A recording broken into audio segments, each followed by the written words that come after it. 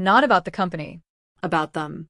How do you tell the person you worked for that somewhere between the late-night strategy meetings and the coffee runs, you fell in love with them? And more importantly, how do you admit that your job, the thing you thought defined you, was slowly killing you? This is a story of David Griffin and Evelyn Black. And it starts 6 months before that bathroom floor. David Griffin had always been the dependable one. In high school, he was the student council treasurer who never missed a deadline. In college, he double-majored in business and engineering because he couldn't choose just one. When his mother got sick during his junior year, he took a semester off to care for her, then came back and graduated with honors anyway. That was David. Steady. Reliable. The person everyone called when something needed to get done. He met Lucy Clausing in his mid-30s. She was a marketing consultant, sharp and funny, with a laugh that could fill a room. They dated for 3 years before moving in together. Lucy loved that David was driven, but she also warned him that he had a habit of giving too much of himself to his work. He promised her he would find balance. He meant it when he said it. Evelyn Black grew up in Atlanta, the daughter of a factory worker and a nurse. She was the first in her family to go to college, and she worked 2 jobs to pay her way through Georgia Tech. By the time she was 30, she had started Parham Industries with a business loan and a plan to revolutionize small-scale manufacturing. She was brilliant, focused, and relentless. She didn't have time for relationships. She told herself that success required sacrifice. And for a long time, that felt true. When David joined Parham Industries 5 years ago as an operations manager, Evelyn noticed him immediately. Not because he was the most experienced candidate, but because during his interview, when she asked him what motivated him, he didn't talk about promotions or money. He said he wanted to build something that mattered. Something that would still be standing 20 years from now. Evelyn hired him on the spot. For the first 2 years, everything felt right. David thrived at Parham Industries. He streamlined supply chains, improved production efficiency by 18%, and built a team that actually wanted to come to work every day. Evelyn promoted him to director of operations. They worked closely together, sometimes staying late into the night going over reports and strategies. Evelyn would order Thai food from the place down the street, and they would eat in her office while debating the best way to expand into the Midwest market. David noticed things about her. The way she tapped her pen 3 times before signing a contract. How she always double-checked the coffee pot before leaving, even though the office manager did it every night. The fact that she kept a small potted plant on her desk that she watered religiously, even though it was clearly dying. One night, around 10:30, after everyone else had gone home, Evelyn looked up from her laptop and said something that caught him off guard. "Do you ever feel like you're building something and you don't know why?" she asked. "Like, I know Parham matters. I know we're doing good work. But sometimes I wonder if anyone will care about any of this when I'm gone." David didn't know what to say. This was the woman who gave keynote speeches at industry conferences. The woman who had been featured in business magazines. And she was asking him if her life's work mattered. "I think," David said slowly, "that the people who work here care. Not because of the profits or the quarterly reports, but because you built something where they feel like they belong. That's not nothing." Evelyn looked at him for a long moment, and something shifted in the air between them. But then her phone buzzed, and the moment passed. They went back to work. But things at home were starting to unravel. Lucy had been asking David to take a weekend trip for months. She wanted to visit her sister in North Carolina, just the 2 of them. But every time they tried to plan it, something came up at work. A vendor fell through. A client needed a presentation moved up. A shipment got delayed. David kept saying, "Next month. I promise." Lucy stopped asking. By the time their 4th anniversary came around, Lucy had already decided. She left a note on the kitchen counter while David was at work. It was short, just 4 sentences. "I love you, David. But I can't compete with your job anymore. You're not happy, and neither am I. I hope you find what you're looking for." David read the note 3 times before it sank in. When he called her, she didn't answer. He tried again. And again. On the 5th call, she picked up. "Lucy, please. We can fix this." "No, David. You can't fix this by working harder. That's the problem. She hung up. David sat on the floor of their apartment for an hour, staring at nothing. Instead of taking time to process the breakup, David did what he always did. He buried himself in work. When Parham Industries announced a major partnership with a national distribution company, David volunteered to lead the integration project. It meant longer hours, more travel, more pressure. But it also meant he didn't have to think about Lucy or the empty apartment or the fact that he had no idea who he was without his job. Evelyn noticed the change. David was in the office before sunrise and didn't leave until after dark. He stopped eating lunch at his desk. He stopped going to the gym. His assistant, Kathy Fussell, mentioned to Evelyn that David had snapped at her over a scheduling conflict, which was completely unlike him. "Is David okay?" Evelyn asked Kathy one afternoon. "I don't know," Kathy said carefully. "But I don't think he's been okay for a while." Evelyn wanted to say something, but she didn't know how. How do you tell your best employee that you're worried about them without crossing a line? How do you admit that you've started looking forward to the late-night meetings, not because of the work, but because it's the only time you get to talk to someone who actually understands what you're building? So she stayed silent. And David kept working. The distribution partnership was supposed to take 6 months to complete. David finished it in 4, working 16-hour days and sometimes not going home at all. He slept in his office twice, telling himself it was more efficient. His team started to worry. His manager, William Shive, pulled him aside after a particularly brutal week. "David, man, you need to slow down. You look terrible." "I'm fine," David said, even though his hands were shaking as he said it. "I've got this under control." "Do you?" William asked. David didn't answer. Then came the presentation. Parham Industries was pitching a major client, and David was supposed to present the operational plan. He had prepared for weeks, rehearsing every slide, memorizing every number. But when he stood up in that conference room, surrounded by executives in expensive suits, something inside him cracked. His vision blurred. His chest tightened. He couldn't remember the first slide. He couldn't remember why he was standing there. He looked at Evelyn, sitting at the far end of the table, and saw the concern in her eyes. Not disappointment. Not frustration. Just worry. "I'm sorry," David said. "I need a minute." He walked out of the room. He made it to the bathroom before his legs gave out. He sat on the cold tile floor, his breath coming in short gasps, and realized he couldn't do this anymore. Not for Parham. Not for Evelyn. Not even for himself. That night, David wrote his resignation letter. It took him 3 hours because he kept stopping to cry. He didn't know how to explain that he loved his job and that it was destroying him at the same time.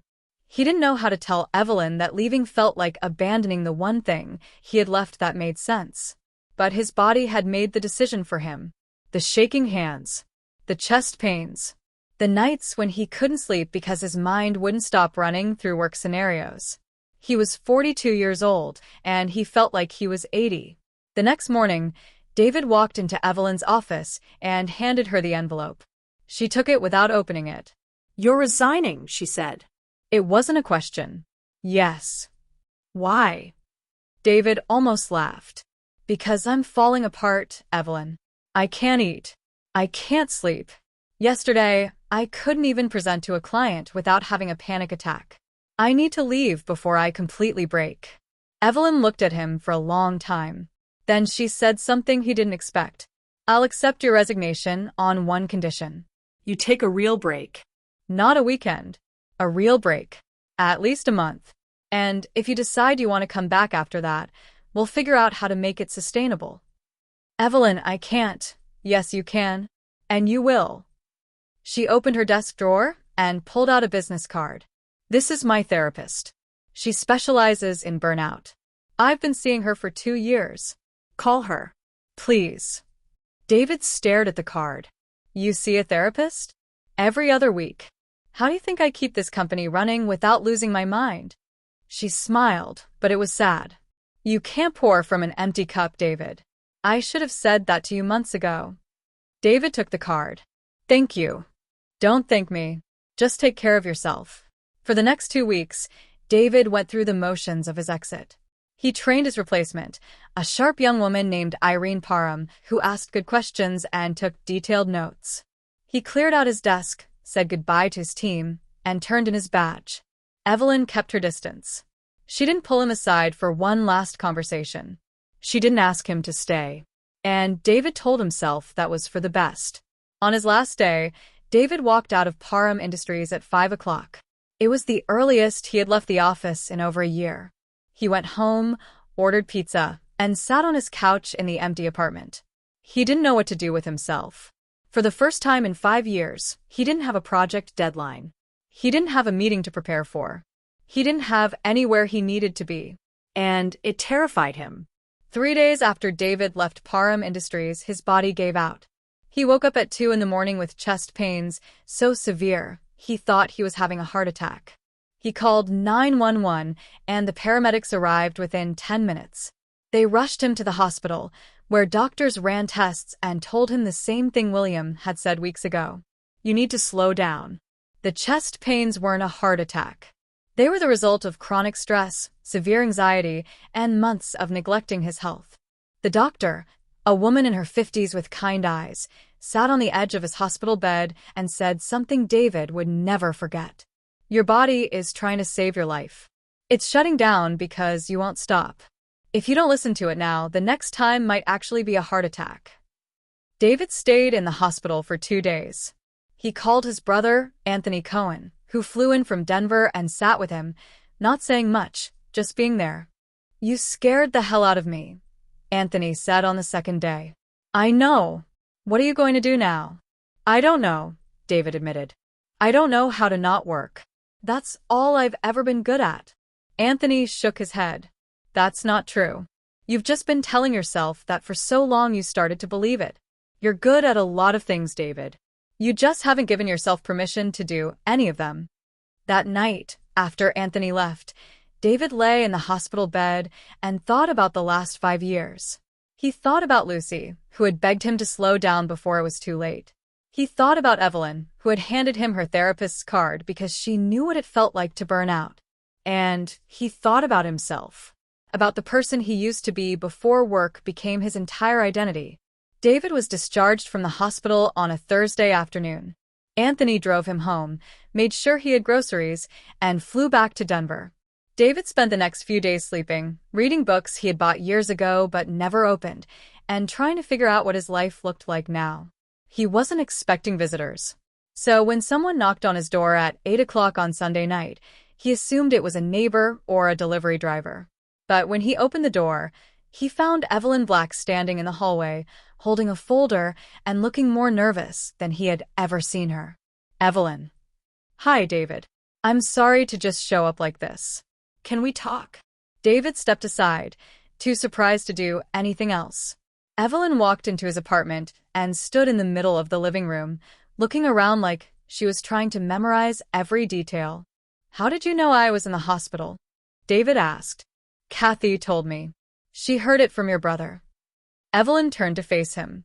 Why didn't you tell me? Because you're not my boss anymore, David said gently. And because I didn't want you to feel responsible. But I am responsible, Evelyn said, her voice breaking. I saw you falling apart and I didn't do anything to stop it. I just kept piling more work on you because you were the only person I trusted to get it done. And now you're here and you almost... She stopped, unable to finish the sentence. David crossed the room and stood in front of her. Evelyn, this wasn't your fault. I chose to work those hours. I chose to ignore every warning sign. You didn't make me do that. But I didn't stop you either, she whispered. For a moment, they just stood there, two people who had spent years building something together, finally admitting that the cost had been too high. Then Evelyn opened the folder she had been holding and pulled out a piece of paper. I'm creating a new position at Parham, she said. Director of Employee Wellness. Fully remote. Flexible hours. No travel. The entire job is to make sure what happened to you never happens to anyone else. She handed him the paper. It was a job description, but it also had a handwritten note at the bottom. I can't lose you from my life. Not as an employee. Not as a friend. Not as whatever we've been too afraid to admit we are. David looked up at her. Evelyn, I don't think I can come back. Not right now. Maybe not ever. I know, she said. And that's okay. But I needed you to know that I care about you. Not as my director of operations. As David. The person who listens when I talk about things that scare me. The person who makes me laugh when I'm stressed. The person who makes me want to be better than I am. David felt something shift in his chest. Not the anxiety or the panic. Something else. Something he had been too afraid to name. I've been in love with you for 2 years, he said. The words came out before he could stop them. Evelyn's eyes filled with tears. I've been in love with you for 3. They both laughed, a sound that was half relief and half disbelief. This is complicated, David said. I know. You were my boss. I know. And I'm a mess right now.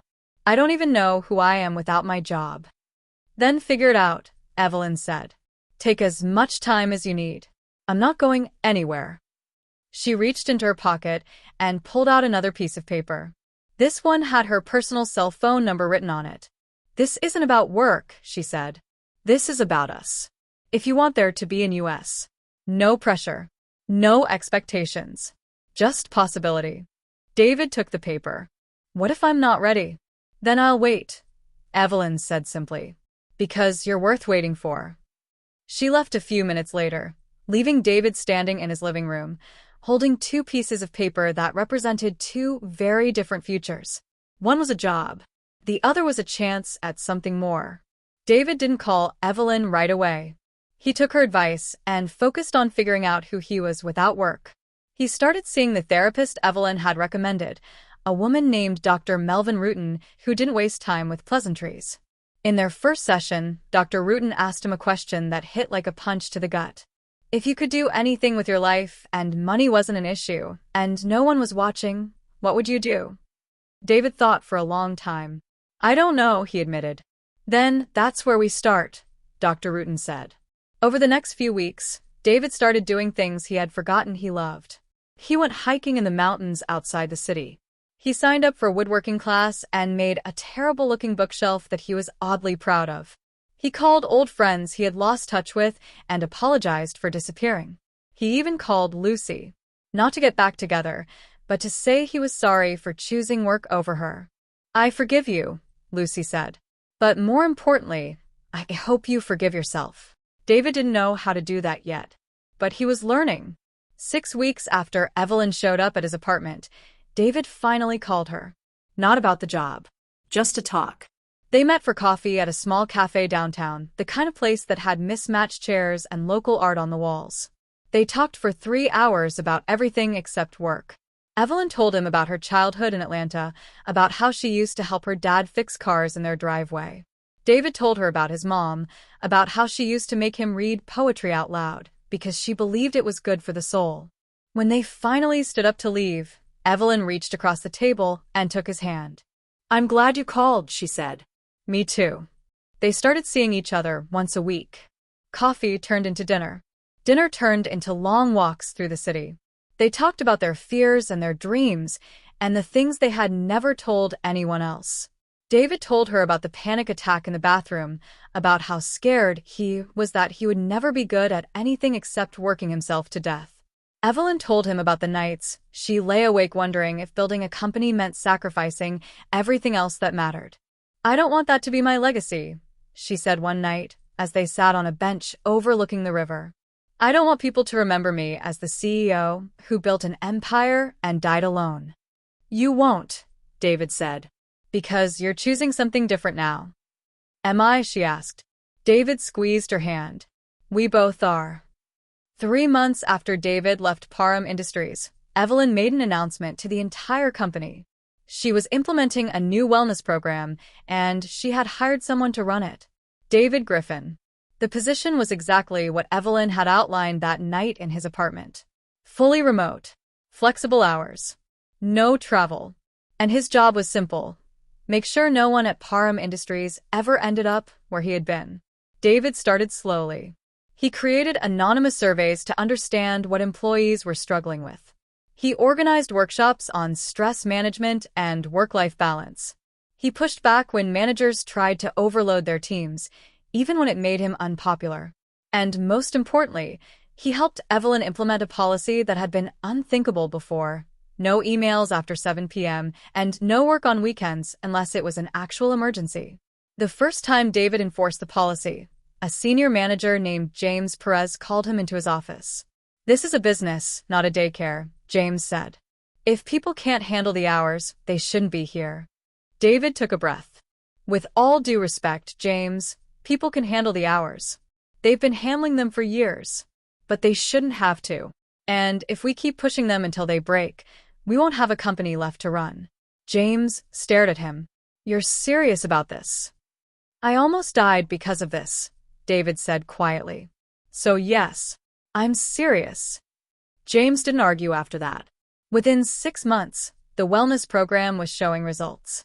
Employee turnover dropped by 28%. Sick days decreased. Productivity actually went up because people weren't working exhausted. And David? He was sleeping through the night for the first time in years. As for David and Evelyn, they took their time. They didn't rush into anything.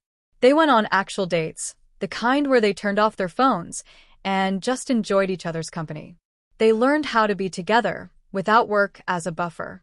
6 months after their first coffee, Evelyn asked David to move in with her. "Not because it's convenient," she said, "but because I want to wake up next to you every morning. And because I want to build a life with you that isn't centered around a company or a job title.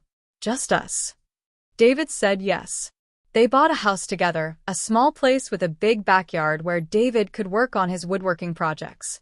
Evelyn started leaving the office at a reasonable hour, and they cooked dinner together most nights.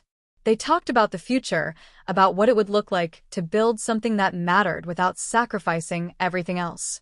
A year after David collapsed in his bathroom, he and Evelyn were sitting on their back porch watching the sunset. David had been thinking about something Dr. Rutan had said in one of their last sessions. The only way to know if you're living a meaningful life is to ask yourself, if you died tomorrow, would you be proud of how you spent today? David turned to Evelyn. "Do you ever regret building Param?" She thought about it. No. "But I regret what I sacrificed to build it. The friendships I didn't nurture. The vacations I didn't take. The version of myself I lost along the way." "Do you think you've found her again?" David asked. Evelyn smiled. "I'm getting there. And I think I'm finding new parts of myself too. Parts one didn't know existed." "Like what?" "Like the part that knows how to slow down. The part that values a quiet Sunday morning more than a successful board meeting. The part that fell in love with you and decided that was more important than anything else." David leaned over and kissed her. "I'm proud of you," he said. "For what?" "For choosing yourself, even when it was hard." Evelyn rested her head on his shoulder. "I'm proud of you too, for having the courage to walk away when you needed to, and for coming back on your own terms." They sat in silence for a while, watching the sky turn from orange to pink to deep purple. Then David said something he had been thinking about for months. "I don't think I ever would have survived if you hadn't showed up that night. Not just physically, but emotionally. I was so lost, and you reminded me that I was more than my job. That I mattered as a person, not just as an employee." "You did the same for me," Evelyn said. "You reminded me that building something doesn't mean burning yourself out. That success isn't worth it if you're too exhausted to enjoy it." 2 years after David's resignation, Param Industries had become a different kind of company. They still hit their targets and closed their deals. But they also had a reputation as one of the best places to work in the city. Employees talked about how supported they felt, how management actually cared about their well-being, how they could have a life outside of work without feeling guilty. And it all started because one person chose to walk away, and another person chose to change. David and Evelyn got engaged on a quiet Tuesday morning. No big proposal. No elaborate plans. Just the two of them sitting at their kitchen table, drinking coffee, and David saying, "I want to spend the rest of my life with you. What do you think?" Evelyn laughed. "I think yes." So what does this story teach us? That burnout is real. That work, no matter how meaningful, can destroy you if you let it consume everything. That boundaries aren't selfish, they're necessary. That the people who love you will wait for you to heal, even when it's hard. And that sometimes the best thing you can do for yourself is to walk away from something that's killing you, even when it feels impossible. David and Evelyn's story isn't about a fairy tale romance. It's about two people who were drowning in their own ambitions and found a way to save each other by choosing to be human first. It's about realizing that your value isn't determined by your productivity. That rest isn't laziness. That asking for help isn't weakness. And that the most important work you'll ever do is the work of taking care of yourself. If you've ever felt like you're one bad day away from completely falling apart, you're not alone. If you've ever wondered if your job is worth the toll it's taking on your body and your mind, you're not being dramatic. You're being honest. And that honesty might just save your life. Because here's the truth. No job, no company, no career is worth sacrificing your health, your relationships, or your sense of self. And if the place you work doesn't understand that, then it's not the right place for you. David learned that the hard way. But he also learned that it's never too late to choose differently, to set boundaries, to ask for what you need, to walk away when staying would destroy you, and to let people in, even when you're scared of what they might see. So here's the question I want to leave you with. If you collapse tomorrow, what would you regret not doing? What dreams have you put on hold because work took priority? What relationships have you neglected because you convinced yourself there would be time later? And most importantly, if the person you loved showed up at your door and told you that you mattered more than your job, would you believe them? David almost didn't. He almost convinced himself that he was only valuable if he was productive, that his worth was tied to his job title and his performance reviews. But Evelyn showed him something different. She showed him that he was worth loving, even when he was broken, even when he didn't have all the answers, even when he was just David, without the job or the achievements or the resume. And that's the kind of love worth fighting for. Not the kind that demands you sacrifice everything, but the kind that says, "You're enough, just as you are." Have you ever had to choose between your career and your health? Have you ever loved someone and been too afraid to tell them because of professional boundaries? Have you ever wondered if the life you're building is the life you actually want? Let us know in the comments. Share your story. Because chances are, someone else needs to hear it. Someone else is struggling with the same fears, the same questions, the same impossible choices. And maybe, just maybe, your story will be the thing that gives them permission to choose themselves. Subscribe for more stories that remind us what really matters. Stories about real people facing impossible choices and finding the courage to change. Until next time, take care of yourself. And remember, you are more than your job. You are more than your productivity. You are more than what you can do for other people. You are enough exactly as you are.